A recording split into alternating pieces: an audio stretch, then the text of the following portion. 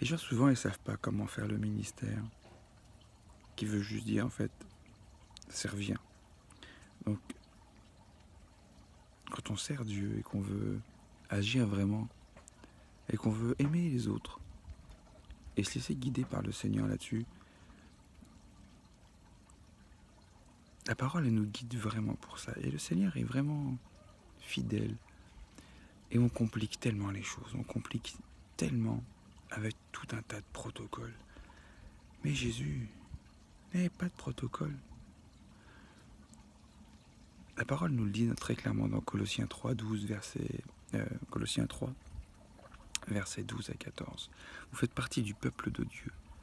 Dieu vous a choisi et il vous aime. C'est pourquoi vous devez vous revêtir d'affectueuse bonté, de bienveillance, d'humilité, de douceur et de patience. Supportez-vous les uns les autres. Et s'il y a de vous une raison de se plaindre d'un autre, pardonnez-vous réciproquement, tout comme le Seigneur vous a pardonné. Et par-dessus tout, mettez l'amour, ce lien qui vous permettra d'être parfaitement unis. Et si on appuie avec Hébreux 13.1 qui dit continuez à vous aimer les uns les autres comme des frères. Et c'est ça qui va nous garder à être dans l'amour, parce que plus tu vas agir dans l'amour, plus tu vas rester dans cet amour, plus tu pourras être conforme à ce qui est écrit dans 1 Jean 2.10 qui dit « Celui qui aime son frère demeure dans la lumière. Et ainsi, il n'y a rien en lui qui puisse l'entraîner dans l'erreur. » Donc, automatiquement, en restant dans cette situation, dans cette position d'amour, et en faisant tout par amour, en laissant Christ prendre toute la place, c'est là que tu réalises que tu n'es tellement pas capable de le faire, que tu n'es tellement pas capable de les aimer. C'est ça qui est paradoxal. Au travers de la vie, tu subis tellement, tu t'es blessé tout le temps, tu te sens manipulé, utilisé, blessé, trahi. Et en fait, ça te fait une carapace anti-amour. Et quand tu laisses Jésus venir, il enlève toutes ces cochonneries, il nettoie avec l'eau de la parole. C'est comme un meuble en bois qui aurait mal vieilli, qui se serait tout esquinté, et puis il va prendre l'huile du Saint-Esprit et il va reboucher tous les morceaux cassés, il va nourrir le bois, il va lui faire sortir un nouvel éclat que tu n'aurais jamais cru, parce que toi tu la voyais juste toute pétée, toute détruite, bonne à la poubelle, mais lui il a dit non, je vais la restaurer. C'est le charpentier, il connaît la structure, il connaît la source du bois.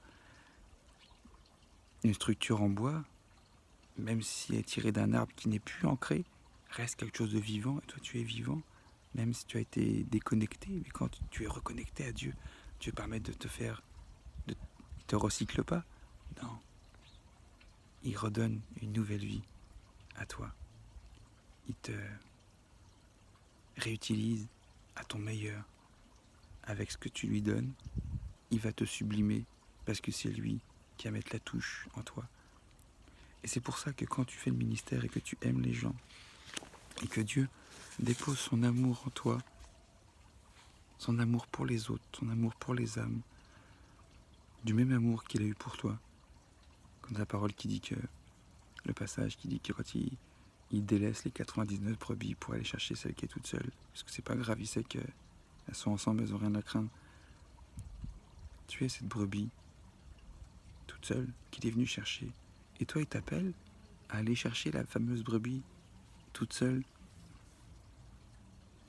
Et c'est là que tu vois aussi également que tu peux pas juger les autres, tu peux pas avoir d'opinion sur les autres, tu sais jamais à qui tu as affaire.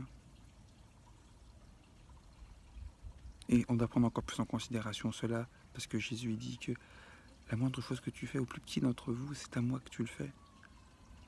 Tout comme le passage où il dit, mais Seigneur, quand est-ce qu'on t'a donné à manger? Quand est-ce qu'on t'a protégé du froid? Quand est-ce qu'on t'a visité? Il fait à chaque fois que vous l'avez fait à quelqu'un, c'était à moi que vous l'avez fait. Donc tout ce que tu fais doit être empreint d'amour. Tu dois discipliner tes pensées et garder ce combat constant contre toutes les mauvaises pensées négatives qui viennent, que l'ennemi essaie, que la chair essaye de mettre en toi, qui essaie de corrompre des actions qui viennent du cœur de Dieu et qui vont essayer de t'empêcher ou qui vont essayer de te disqualifier, comme si tu vas vers quelqu'un par exemple, puis tu dis ah t'es tellement faux, ah mais tu te prends pour qui, mais qui t'es pour aller voir cette personne et lui démontrer de l'amour, elle va croire ci, on va croire ça, on va dire ci, on va dire ça. Combat réellement ces pensées. Qui est le maître? C'est toi ou tes pensées? Peu importe d'où viennent ces pensées-là, si elles viennent du cœur, tu traites ton cœur. Si elles viennent de l'ennemi, chasse-les, mais continue à avancer, continue à agir. Tout comme Pierre, quand Jésus l'a appelé, il a marché sur l'eau. Il a commencé à regarder les circonstances, à défocaliser de Jésus. C'est là qu'il est tombé, c'est là qu'il a commencé à couler.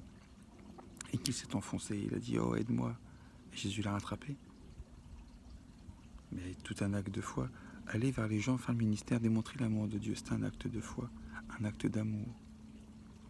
Et c'est là que tu dois affronter toutes ces choses. Tu dois aller au-delà. C'est pas facile. Crois-moi, c'est pas facile, je le sais. Mais on est tous dans le même bateau. On a tous le même bateau. À nous de savoir quelles sont les tailles des voiles, qui est à la barre, et comment tu ouvres tes voiles afin que le Saint-Esprit puisse souffler dans tes voiles et te propulser là où tu veux où il veut t'emmener. Est-ce que tu es prêt à traverser ces étendues avec tout ce qu'il peut y avoir comme expédition, dans l'expédition tellement qu'il peut y avoir d'aventures périlleuses ou de pêches miraculeuses, de choses extraordinaires, et d'accoster sur la berge où t'attendent cette terre promise qui va correspondre à ton appel et à ton mandat, à ce que Dieu a décidé pour toi, selon ta volonté, ta foi, ta soumission, ton obéissance. Faire le ministère, c'est quelque chose qui coûte beaucoup et qui te fait apprendre beaucoup. Et par l'obéissance, en agissant, en servant Dieu, en se laissant utiliser par lui, c'est là que tu comprends jusqu'à quel point pourquoi Jésus l'a été, jusqu'à laver les pieds de ses disciples. Toute la profondeur de chacune de ses œuvres, de chacune de ses mouvements qui nous a été répertoriée. Parce qu'il y en a eu tellement, mais juste avec celle qui nous a été répertoriée dans les évangiles, tu vois à quel point ça a tellement une portée d'éternité. Tout ce que tu fais a une portée d'éternité. Donc tu ne dois jamais sous-estimer ou minimiser tout ce qu'il te demande de faire, tout ce qui t'appelle à faire, tout ce qui t'appelle à partager, en sachant que la source de tout ce que tu fais et de tout ce que tu dis, ça doit être lui. Ça doit être l'amour. Afin que tous puissent être touchés, être percutés, et qu'ils puissent, au travers de ton amour, manifester le sien et toucher les cœurs, restaurer les cœurs.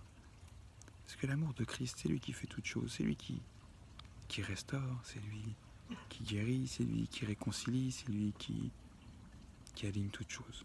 Donc je t'encourage à toujours être utilisé et à continuer à le servir, quoi qu'il arrive. Sois béni, je t'aime.